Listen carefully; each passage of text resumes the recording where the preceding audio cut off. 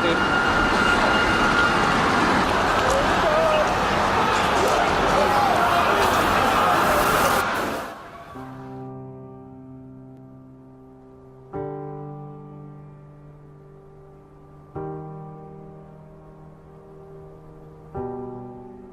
a perfect, almost achingly beautiful late summer morning in early September 2001, a day of seemingly infinite visibility, one man later said, characterized by the rare and exquisite flying conditions airline pilots call severe clear.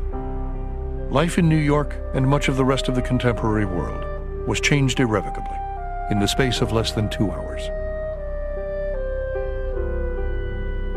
In my years in New York, there's obviously nothing like it. Nothing comes close. As a newspaperman, I've seen other horrors, wars and the earthquake in Mexico in '85, which killed 20,000 people. But that was an act of nature, not of man.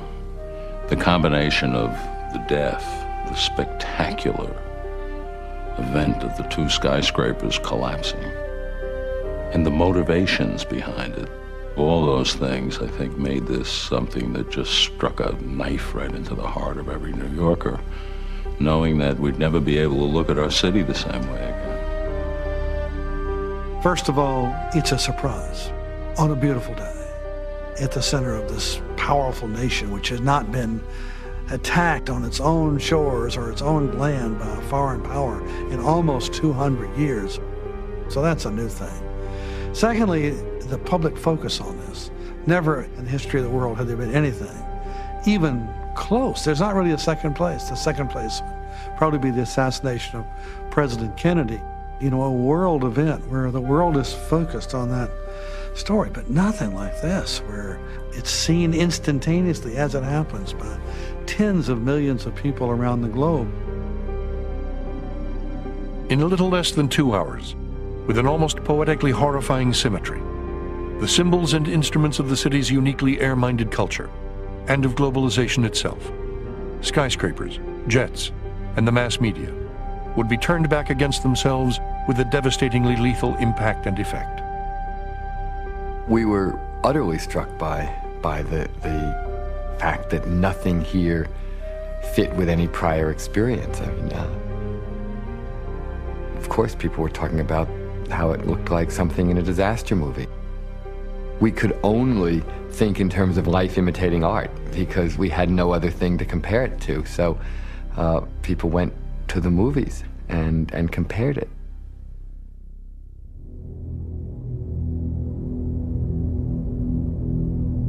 Around 8:45 a.m. on the morning of September 11th, 2001, people along the west side of Manhattan heard the piercing whine of a jet plane moving south down the Hudson. Everything about its trajectory was wrong. Heading south along an airway normally reserved for northbound traffic, it was moving much too fast and much too close to the ground, nearly 500 miles per hour at an altitude of just 900 feet, more than twice the speed permitted for aircraft that low. It took less than 90 seconds for American Airlines Flight 11 to hurtle the entire length of Manhattan Island. A little after 8:46 a.m., the huge 137-ton Boeing 767, measuring more than half a football field in length from wingtip to wingtip, and carrying more than 9,000 gallons of highly inflammable jet fuel, flashed across the final 20 blocks from Canal Street to the World Trade Center, and tore through the north wall of the North Tower between the 94th and 98th floors.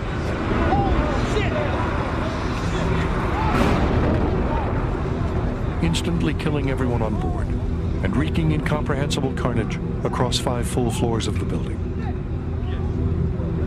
Witnesses on the upper floors of the South Tower were stunned to see a wall of flame burst through the south windows of Tower 1, 130 feet away, followed by a shower of disintegrating desks, files, furniture, computer terminals, airplane parts, and burning bodies. If you were just below where the plane hit, your ceilings fell, you saw the glint of the plane going overhead, there's an overwhelming feeling of terror, and you were probably knocked off your feet.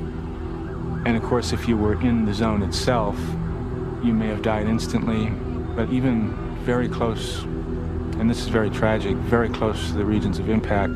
There were people who lived for long minutes as they sought refuge from, the building flames, the tremendous heat. A couple of them even were able to phone. And then often in that region, their lives ended quickly in the fire, or they chose to leap from the tower. That airplane straddled several floors, and it delivered a hell of a punch. The building swayed. We know that when that punch was delivered, the swaying took the form of waves that ran vertically up and down the building multiple times, sort of echoing up and down the building. And really the incredible thing is, considering the speed with which those airplanes were flying, enormous weight, enormous speed. Rather than decapitating the buildings or pushing them over, the buildings absorbed the impact entirely. They took the hit and they stood. I was heading for the Holland Tunnel, which has a 4-block concourse, if you want to call it, leading to the toll booth.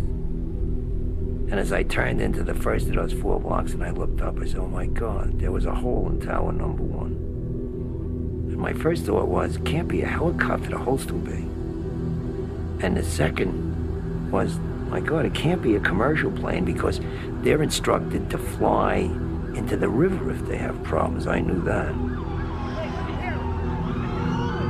By 8:55, an army of firemen, police officers, emergency medical personnel, and government officials, including the mayor himself, had begun to descend on Lower Manhattan, along with an army of reporters, photographers, and television crews, as the machinery of the largest media apparatus in the world began to focus on the 16-acre site.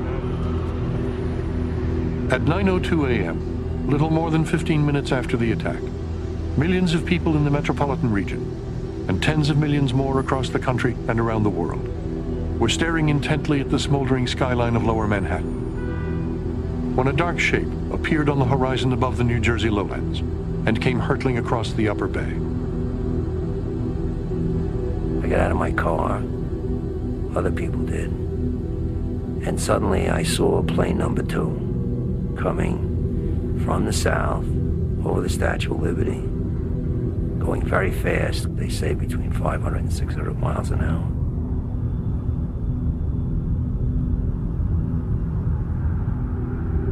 And I saw it smash into the south wall of number 2 in an oblique angle. I saw this big ball of flame, and the nose came out on the north side and the east side. And my first reaction, my God, there's poor people above, because they're going to wipe out all the staircases and all the sprinkler systems. That airplane just went sliced right through it. And the power of such a big plane at that speed. And for a moment, incredible sadness for the people there, and then an incredible anger, feeling that somebody had deliberately rammed into those towers and those poor innocent people that were in there. I was at the Tweed Courthouse on Chambers Street, right behind City Hall. I grabbed a notebook and ran to the street in time to see the second one hit. I knew right away, obviously, it was terrorism. This amazing fireball that came roaring towards Broadway. And people on the street corner just going, oh, shit, oh, shit, oh, shit. That expression must have been uttered like 10 million times that day. Just astonishment at what they were looking at. We know that when the airplanes hit, there was an instantaneous release of energy in the form of fuel vaporized that caught on fire. There was fire instantaneously across multiple floors. That fire, which was a kerosene fire, jet fuel fire, burned very hot, but it also burned very fast. We're talking 3 to 5 minutes. But what it did is it ignited a simultaneous office fire, in both cases, across multiple floors. An office fire the like of which had not been imagined before. In all cases, an office fire is many things burning, partitions, carpets in particular, computer cases, but paper, mostly paper. And if you look at the dynamics of the collapse, what you find is that in both cases, it was the paper fire that was sustained long enough because of the amount of paper in there to cause the steel to weaken, to cause the collapse and the hammering down in both cases. I mean, paper on that day was a constant presence. It rained down on the city as if in mockery of the kind of business that was done at the Trade Center. Here, have some of the paper. And it burned, and it brought the buildings down. The second plane had struck the South Tower at 9:02:54 a.m., just 16 minutes after the first plane went in. By then, the first teams of firemen and rescue workers had already arrived at the foot of the North Tower, where they were greeted by a scene of horror and devastation that defied the imagination. On the Austin Tobin Plaza, there were corpses everywhere. The mangled bodies of men and women who had already jumped or fallen from the upper floors of the building, and the charred remains of passengers from Flight 11, some still belted into their seats. Far above, meanwhile, in the upper reaches of the towers themselves, the gaping black holes where the planes had gone in marked a stark dividing line between life and death. In the North Tower, the plane struck at the center, and it also struck much higher up. And because it struck at the center, the fuel immediately went down the shafts and created a much broader fire. The flames were much more intense. The number of floors that were available to move up and down were many fewer. So what happened was people were breaking windows in the North Tower, desperate to get air, and there was no place to go because there were no stairwells that were open up and down. People were stacked 4 or 5 on top of each other at the broken windows, desperate to breathe. And other people were hanging on to each other across the steel columns from window to window, hanging out of the windows, desperate to breathe, and just, grasping each other to keep hold of the building. One of the most horrific scenes in the history of the nation took place 1,000 feet above Lower Manhattan. And it took the lives of people who were staring down at safety, at the most populous city in the nation, civilization at its peak. But they didn't have anywhere to get there. And there's really few words to describe how terrible that must have been.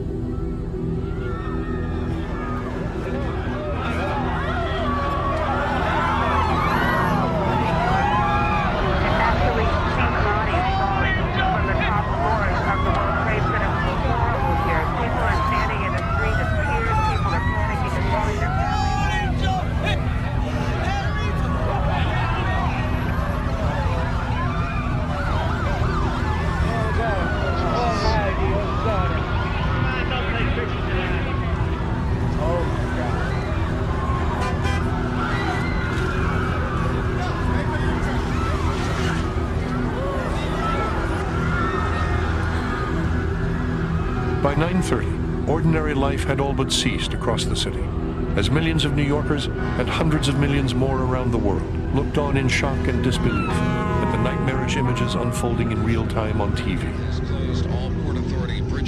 You usually can gauge things, within a few minutes, so that they may start getting worse. But at one time you say, well, this is what they are. But this was something that started getting worse and worse and worse and worse and worse and worse. At 9:38, word came that terrorists had commandeered a third jetliner and crashed it into the Pentagon, killing everyone on board and 126 people on the ground. And not long after, that a fourth plane had crashed into a hillside in rural Pennsylvania, brought down by some of its own heroic passengers before it could reach its intended target in the nation's capital.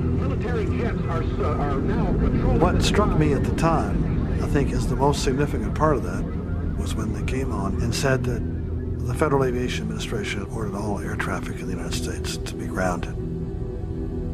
I knew that had never happened before. There are tens of thousands of planes in the United States at any one time, and to say they have to land now. What hit me was that this is really beyond whatever I had thought.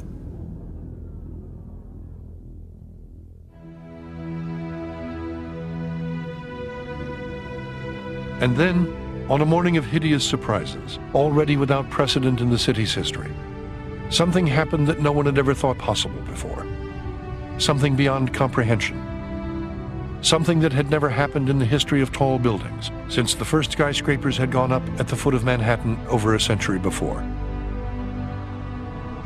High up in both towers, the raging fires were now generating 3 to 5 times the heat of a nuclear power plant, and the interior temperature had soared in places to nearly 2,000 degrees Fahrenheit. At 9:58 a.m., having withstood the ferocious heat of the inferno within for nearly an hour, the floor trusses on the 80th floor of the South Tower began to give way. Columns along the east wall began to buckle outwards, and the entire building began to come down.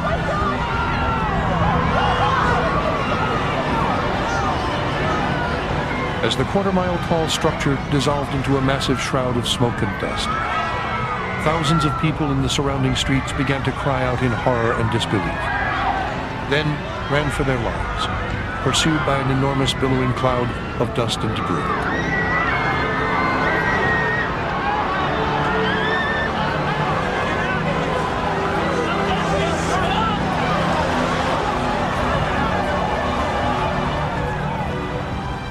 It never occurred to me that these two buildings would come down. So that when they did, it was the most shocking moment maybe that I'd ever had. That the South Tower began to tip forward and then righted itself and came down in what in memory seems like a slow motion moment.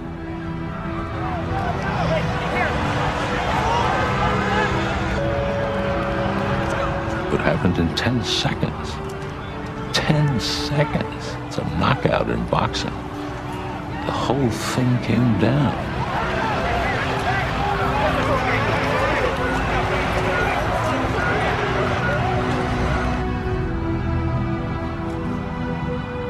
It was just, to me, still, it's a staggering moment in New York, in any history, in world history, for a place that had never had anything like that happen to it ever before. The Empire State Building didn't come down. You couldn't. 93, the 4,000-pound bomb goes off in the basement, doesn't come down. This time it came down. This time they figured it out. And I thought, oh man, something new's happened here. At 10:28 a.m., 30 minutes after the South Tower fell, the television antenna atop the North Tower began to give way, followed a fraction of a second later by the upper floors of the building itself, as the entire North Tower now came down too.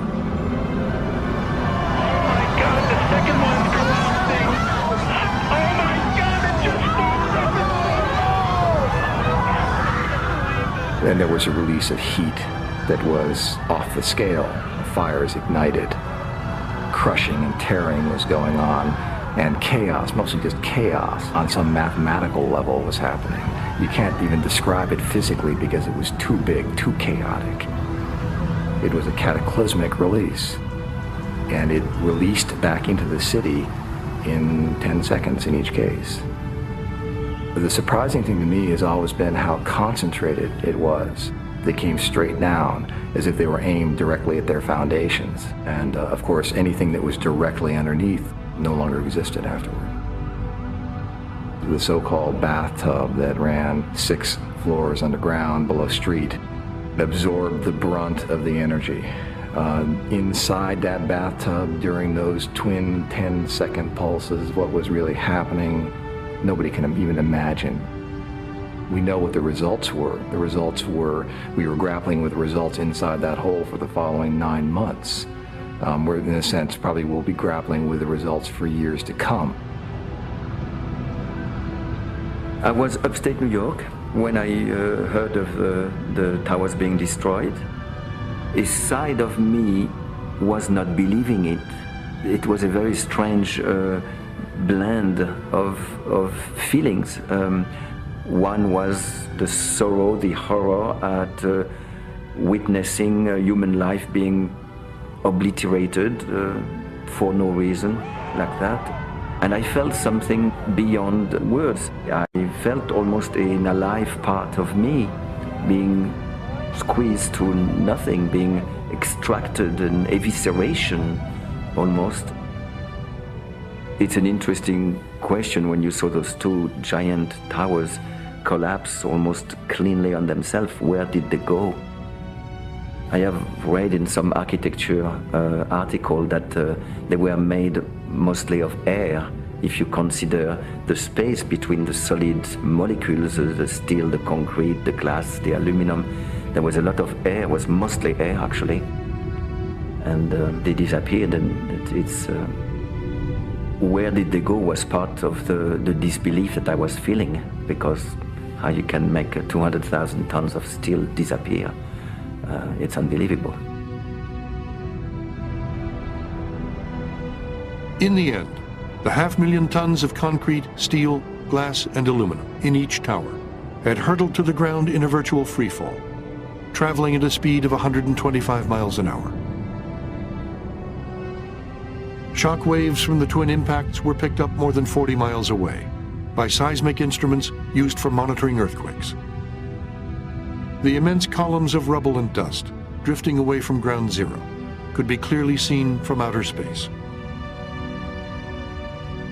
I have to tell you, I didn't know whether the buildings were empty or whether there were tens of thousands of people in them. I just had no idea, and I was totally devastated by the fact that all those people were in there, and this building that I had designed was perhaps falling on them. The buildings were not so important to me. I'm good at buildings, but people are another matter. It was a terrible event. Absolutely terrible. I don't think you can measure the impact. It's absolutely enormous. Everybody felt it, but of course those who felt it most and will never get over the effects are those who lost people. And the sheer numbers are so appalling, and the horror of the attack is so appalling that in one sense New York will never be the same. With the collapse of the second tower, an eerie quiet descended on New York. By 11 o'clock, hundreds of thousands of dazed and disheveled office workers, many covered in ashes and dust, could be seen marching north from the financial district, straggling uptown along the West Side Highway, or heading over the bridges to Brooklyn. Down at the site itself, hundreds of firemen and rescue workers groped their way across a surreal landscape of smoke and flames, at the edge of an immense 7-story pile of tangled steel and debris, searching desperately for any signs of life.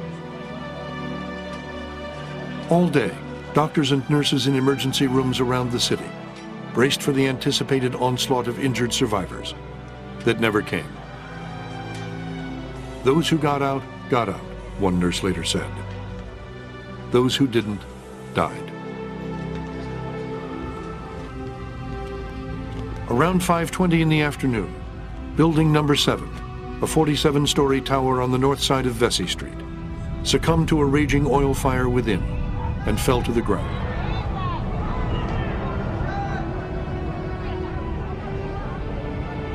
One of the surprising things, you could call it almost a sad poetic justice, is that the only buildings that were completely destroyed by this collapse were the buildings that carried the Trade Center label, buildings 1 through 7. No other buildings, with the exception of the small Orthodox church there that dissolved, were destroyed. And every building that carried the label died.